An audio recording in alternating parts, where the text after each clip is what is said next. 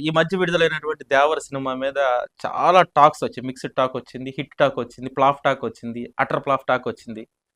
ఈ mixed talk మధ్య 4, 5 రోజులుగా నడుస్తున్నటువంటి ఈ సినిమా అసల హిట్టా? ఫ్లాపా? ఎవరి అభిప్రాయం వాళ్ళకుంటుంది. కానీ ఫైనల్‌గా అది సినిమా బావుంది, బాలేదనేది మనిషికి, మనిషికి మారుతోంది. అదే విధంగా వేరే ఫ్యాన్‌కి ఈ సినిమా నచ్చకపోవచ్చు. ఎన్టీఆర్ ఫ్యాన్‌కి బీభత్సంగా నచ్చొచ్చు. ఫైనల్‌గా సినిమా హిట్టా? ఫ్లాప్ అనేది తేల్చేది కలెక్షన్స్ మాత్రమే. ఆ సినిమాకి డబ్బు ఎంత పెట్టారు? ఆ సినిమా ఎంత డబ్బు కలెక్ట్ చేసింది? ఇదే. అలా 'దేవర' సినిమా ఫస్ట్ మొట్టమొదటిగానే అంటే ప్రపంచ స్థాయిలో ఈ సినిమా విడుదలయ్యే ముందే చాలా బజ్ క్రియేట్ చేసింది. ఆ బజ్‌లో భాగంగా కెనడాలో ఇప్పటికే బ్రేక్ ఈవెన్ వచ్చింది. అమెరికాలో బ్రేక్ ఈవెన్‌కి దగ్గరలో ఉంది. దాదాపు 400,00,00,000 పెట్టి ఈ సినిమా తీశారని నిర్మాతలు చెప్తూ ఉన్నారు. కానీ 300,00,00,000 అవుతదని ట్రేడ్ వర్గాలు చెప్తున్నాయి. కానీ 3 రోజులకే రూ. 304,00,00,000 గ్రాస్ దాటినటువంటి ఈ సినిమా రెండో రోజు నుంచి టాక్ మారింది. రెండో రోజు నుంచి హిట్ టాక్ వచ్చింది.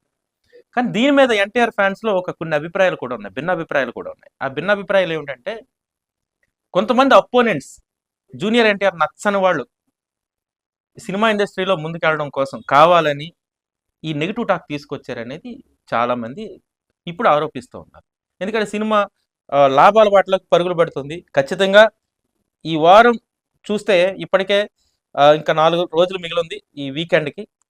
ఈ 4 రోజుల్లోనూ వేరే సినిమాలేమి వచ్చే అవకాశాలు లేవు కాబట్టి ఈ వారం కూడా ఖచ్చితంగా 'దేవరా'కు మంచి థియేటర్లుంటాయి. జనానికి కూడా చూడడానికి 'దేవర' ఒకటే ఉంటుంది. మిగిలిన చిన్న చిన్న సినిమాలేమి పెద్దగా లేవు కాబట్టి 'సత్యం సుందరం' విడుదలైంది. ఆ సినిమా ఆల్రెడీ యావరేజ్ టాక్‌తో బయటికెళ్ళింది కాబట్టి జూనియర్ ఎన్టీఆర్ ఫ్యాన్స్‌కు ఇప్పుడు ఇది ఫీస్ట్‌గా మారింది. ఖచ్చితంగా ఈ సినిమా 500,00,00,000 దాటుతుంది. ఇంకా 700,00,00,000, 800,00,00,000 కూడా వెళ్తాయని కొంతమంది చెప్తున్నారు. అంటే అన్నీ కలిపి ఆల్ టుగెదర్. సో 500,00,00,000 దాటిందంటే సినిమా ఖచ్చితంగా బ్లాక్ బస్టర్ లిస్ట్‌లోకి వెళ్తుంది. ఇక సినిమా విషయానికొస్తే సినిమా ఫ్లాప్ టాక్ ఎక్కడొచ్చింది? కొరటాల శివ తప్పు తీశాడా? లేదా జూనియర్ ఎన్టీఆర్ సరిగ్గా యాక్ట్ చేశాడా లేదా? అనేది చూస్తే ఖచ్చితంగా అందరూ జూనియర్ ఎన్టీఆర్‌కి 100కి 1000 మార్క్స్ ఏస్తూ ఉన్నారు.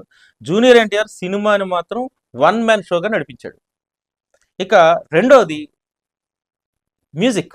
అనిరుద్ మ్యూజిక్ సినిమాకి ఇరగదీసింది. అనిరుద్ మ్యూజిక్‌తో జూనియర్ ఎన్టీఆర్ యాక్షన్ వేరే లెవెల్‌కెళ్ళింది. ఇక సినిమా తీసిన విధానం. నాకు తెలిసి ఇన్ని సంవత్సరాల్లో నేను చూసిన సినిమాల అనుభవంతో కానీ, సినిమాల మీద నాకున్నటువంటి అభిమానం లేదంటే సినిమాలు చూసే విధానం బట్టి చూస్తే కొరటాల శివ ఇంతకు ముందు కానీ, ఆ తర్వాత కానీ ఇలాంటి సినిమా తీయలేడు. చాలా అద్భుతంగా సినిమాని తీసాడు. చాలా కష్టపడి తీసాడని చెప్పాలి. అయితే సినిమాలో చాలా మందికి కొంచెం డిసప్పాయింట్ అయినటువంటి విషయాలు ఏంటంటే, సినిమాలో ప్రతి సీన్ కూడా ఎంగేజింగ్‌గా తీయాలనుకోవడం. ప్రతి సీన్‌ని కూడా చాలా సీరియస్‌గా తీయడం వల్ల కొన్ని ఎలివేషన్ అయ్యే అద్భుతమైన సీన్‌లు ప్రేక్షకులకి కరెక్ట్‌గా కనెక్ట్ కాలేదు. ఆ రేంజ్‌లో కనెక్ట్ కాలేదని మైనస్‌గా చెప్పొచ్చు. For example 'junior NTR' intro ఉంటుంది. జూనియర్ ఇంట్రో ఒక 2 షాట్స్ ఉంటాయి అద్భుతమైన షాట్స్. ఆ 2 షాట్స్ ఏంటంటే, ఒకటి జూనియర్ ఎన్టీఆర్ నీళ్ళలోంచి లేవడం అనేది ఒక షాట్. రెండోది బోట్‌లోకి దూకడం అనేది రెండో షాట్. ఈ 2 ఇంట్రోకి సంబంధించి. కానీ నీళ్ళలోంచి బయటకు వచ్చే ముందు ఒక 10 సెకండ్స్ స్విమ్ చేస్తూ కనబడతది. అసలు జూనియర్ ఎన్టీఆర్ కాదో తెలీదు. ఆ సీన్ లేకుండా జూనియర్ ఎన్టీఆర్ కోసం చెప్పిన వెంటనే బయటకొస్తే ఆ గూస్ బంప్స్ వేరుంటాయి. సో ప్రతి సీన్ కూడా చాలా ఎంగేజింగ్‌గా ఉంది. కానీ సినిమా చూసే విధానాన్ని బట్టి కూడా ఉంటుంది. ఇంకా రెండోది సెకండ్ హాఫ్‌లో కొంచెం స్లోగా ఉంది, లాగ్ ఉందని అంటున్నారు. కానీ ఆ స్టోరీ అది రికమెండ్ చేస్తుంది. స్టోరీకి తగ్గట్టుగానే చేశారు. అయితే సినిమాకి విడుదలకు ముందే 'చుట్టమల్లె చుట్టేసావు' అనే సాంగ్ కూడా చాలా బాగుంది. అదే విధంగా ఇంకో స్పీడ్ సాంగ్ కూడా ఉంది. అది సినిమాలో పెట్టలేదు. ఆ సినిమాలో ఆ పాట ఉంటే కొంచెం రిలాక్స్ అయ్యేది. ప్రేక్షకుడు ఎక్కడ రిలాక్సింగ్ లేకుండా ఉండడం వల్ల సినిమా ఎక్కడ బాగుందో చెప్పలేని పరిస్థితి. సింపుల్‌గా చెప్పాలంటే మనం ఒక రైతు బజార్‌కెళ్ళినప్పుడు, ఆ రైతు బజార్‌లో ఒక షాప్‌కెళ్ళినప్పుడు ఒక అర డజను 10 రకాల కూరగాయలు ఉంటే ఏం కొనుక్కోవాలో మనకే చిన్న కన్‌ఫ్యూజన్ ఉంటుంది. అదే ఒక రోడ్డు పక్కనే ఒకే కూరగాయ ఉండి, ఓ 2 రకాల ఉల్లిపాయలు, 2 రకాల పచ్చిమిరపకాయలు రకరకాల వెరైటీస్ ఉన్నాయనుకోండి. వెంటనే కొనేసుకుంటాం అన్ని.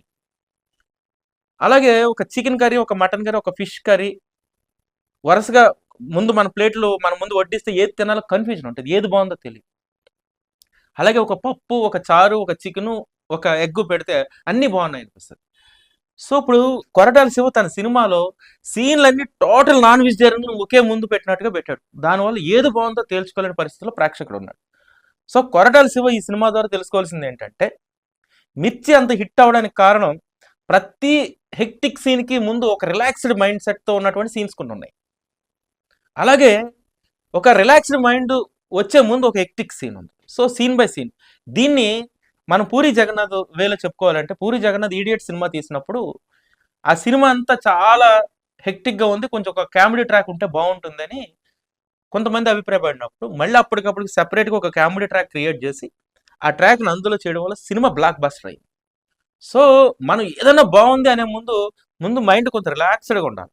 రిలాక్స్డ్గా ఉంటే ఒక పెద్ద సీన్ వచ్చినప్పుడు అద్భుతం అనిపిస్తుంది. సో ఇక్కడ ప్రతిసారి యాంగ్జైటీతో చూడడం వల్ల అద్భుతమైన సీన్లు వచ్చినప్పుడు కూడా ప్రేక్షకుడు ఎంజాయ్ చేయలేడు. అందువల్ల ఈ సినిమా కొంచెం ఎలా ఉందో చెప్పలేని పరిస్థితుల్లో చాలా మంది ఈ సినిమా బాగాలేదు బాగుంది అన్నట్టుగా చెప్పారు. కానీ ఈ సినిమా మాత్రం కథకు తగ్గట్టుగా అద్భుతమైనటువంటి కథ, డిఫరెంట్ స్టోరీ. ఇప్పటి వరకు ఇండియన్ స్క్రీన్ మీద ఇలాంటి కథ రాలేదు, కథనం కూడా రాలేదు.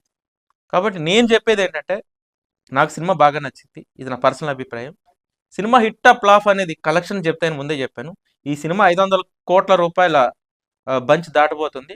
కాబట్టి 500 కోట్లు దాటిందంటే సినిమా ఖచ్చితంగా బ్లాక్ బస్టర్ అవుతుంది.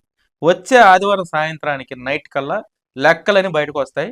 సినిమా బ్లాక్ బాస్టరా హిట్ అనేది, ఇప్పటికే సినిమా హిట్ అయింది, బ్లాక్ బాస్టరా కాదనేది వచ్చే సోమవారం మొత్తం తేలిపోతుంది. ఇది దేవరాకు సంబంధించినటువంటి నా అభిప్రాయం. Thank you.